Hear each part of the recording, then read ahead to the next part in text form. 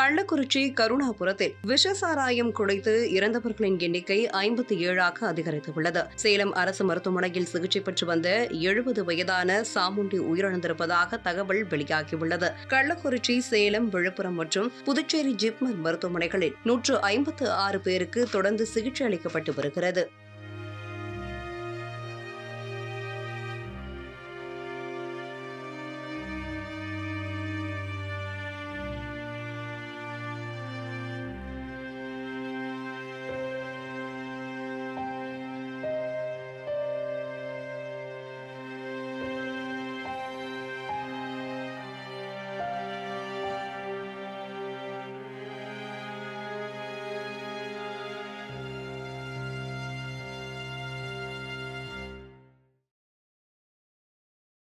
செய்திகளை உள்ளது உள்ளபடி தெரிந்து கொள்ள ரெஃப்ளெக்ட் நியூஸை சப்ஸ்கிரைப் பண்ணுங்க.